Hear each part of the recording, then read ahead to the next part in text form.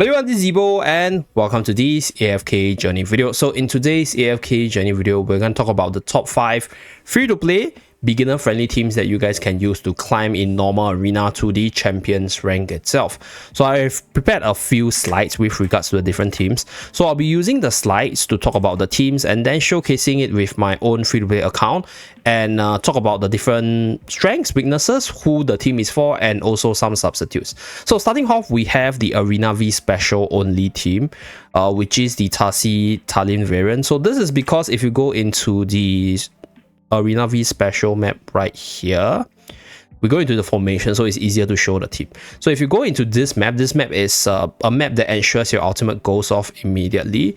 So that's where if you throw in your really powerful AoE ultimate units like Tasi as well as Talene, then you will be able to unleash all of them together and do maximum damage at the start of battle, which is really insane. And this is why this team is insanely powerful, because you pretty much just burst your enemy down by sleeping them and then just outing with Talene if they don't do anything to your team itself. So this team is insanely powerful with the ultimates as well as controls, but relative to the other teams itself, you will have to have Tasi and Talene built up, because generally speaking, Tasi alone is also okay, but then you did rather run Tasi in the next team, which is the sustained Tasi variant below, as you guys can see. So this team is really powerful because of insane bursts, insane control altogether, but you need both the cores to be built up. On top of that, you need your other wildest characters to be built up as well for that maximum stat bonus.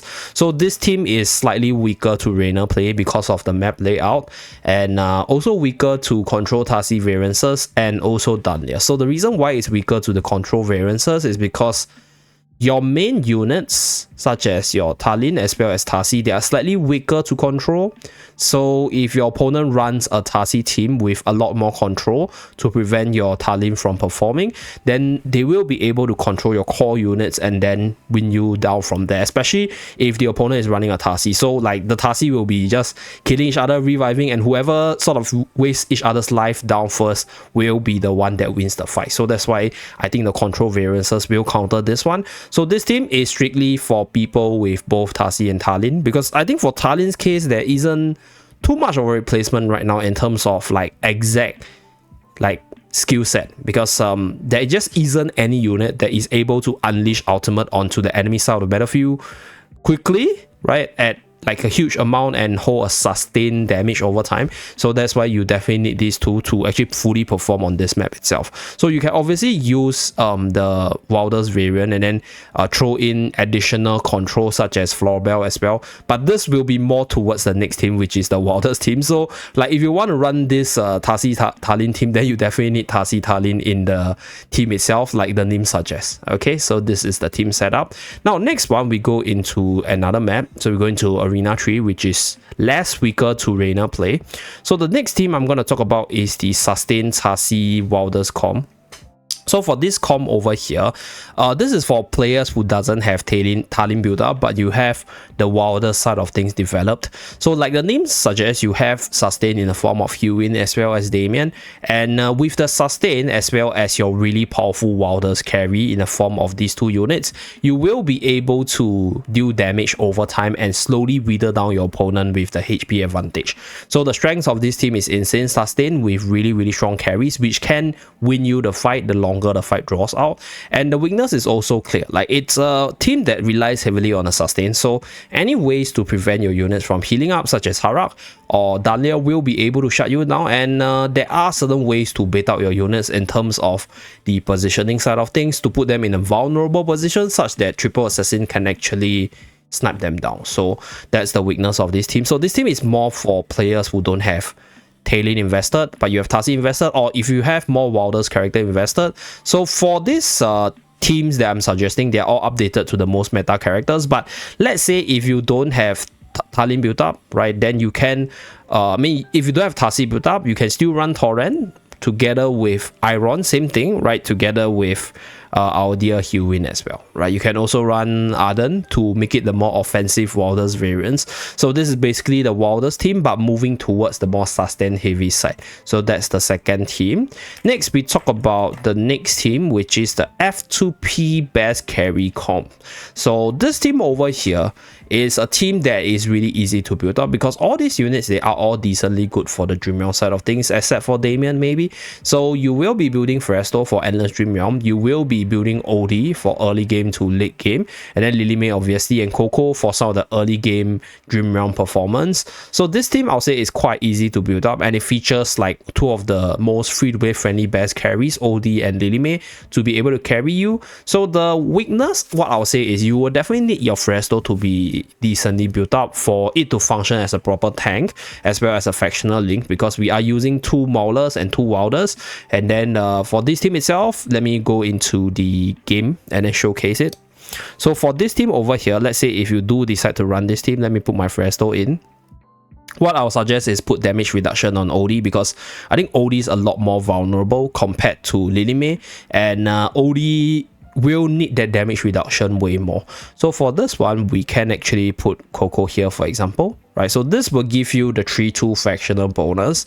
And if you don't have Fresto, if you choose to run Torrent, for example, you'll lose quite a bit of stats because you get 0 fractional bonus. So you can also take out Coco and then put in Hewin. So this will also give you some fractional bonus, but it's just lesser compared to the Fresto one.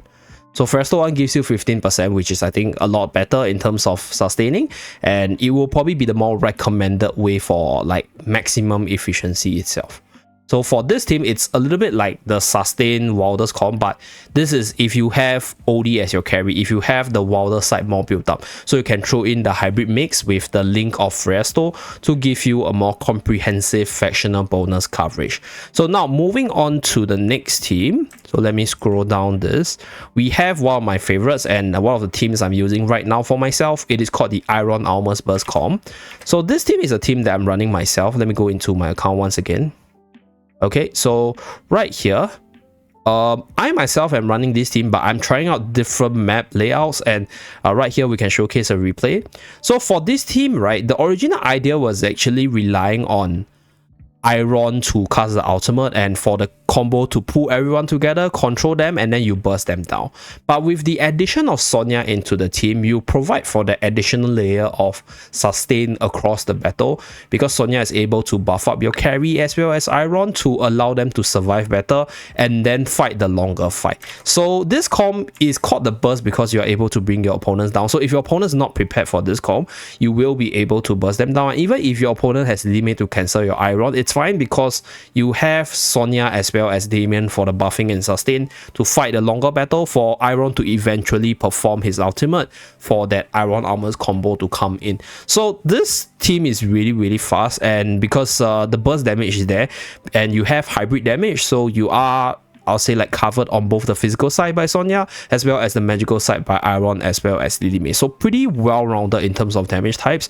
And for the weakness side, obviously Eironn, Lily Mays, or any unit that counter Eironns in general is going to sort of make this team a little bit weaker. But you definitely need Sonya if you are gonna face a lot of Lily May, because Lily May is gonna cancel your Eironn ultimate, or right, another way you can sort of solve the Lily May issue is to take out Sonya and then put in Bryon. So Bryon can be that Lily May bait. So in a sense, you need to invest in 2 of the units which are not a must for most free-to-play players, right? Even though Sonya is really good, but this is the, I'll say, like the weakness in terms of the team build side, because you need to solve the Lily May problem, because Lily May is going to be really prominent. So that will be one of the biggest problems that you need to solve. So this team over here is for players who have both Eironn and Ulmus developed, and then you have basically all the core Wilders PvP characters developed, so you can actually swap them out to see which combination gives you the better results itself. Now for the very last team, it's the Mauler Rush comp.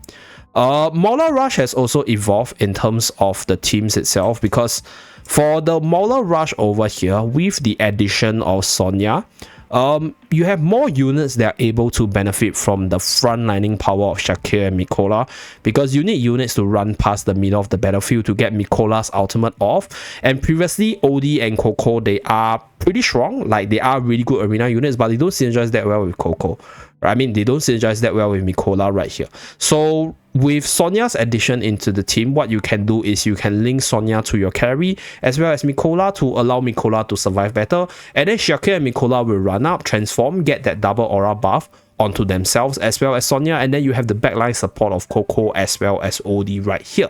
So that's why it's called the Mauler Rush comp. So since it's a Mauler based team, it is stronger against quite a few of the wildest variants, and you also have hybrid damage in the form of physical from Sonya and magical from OD. So Shakir is also a pretty decent physical attacker, so you are actually covered on both spectrums in case your opponent tries to counter you from that direction. And with regards to the weakness side, as you can see right here, we don't have that much control, and it's quite reliant on OD to carry you, because if OD were to melt really easily, then Sonya's gonna lose the buffing potential, and your Shakir, even though is a pretty decent damage dealer, might not have sufficient damage to carry you. So that is the concern for this team. So let's say if OD gets nuked down too quickly, then there might be an issue. That's why you need Sonya to provide for that buff, and then you need Coco as well as Mikola for the heals and the shielding to protect him in case he gets targeted. So that will be for the Mauler Rush comp. So this team is for players who have built up Maulers in general. Okay, so that's pretty much it for this video. Hopefully this video is clear and simple and free to play enough for those of you guys wondering what are some of the comps you can use to push yourself to the champions rank itself. Do feel free to make some edits to the team itself with regards to the ideas so that it fits to your own account the best. And if you like this video, do remember to like and subscribe to see more. I'll see you guys again in my next video. Bye guys!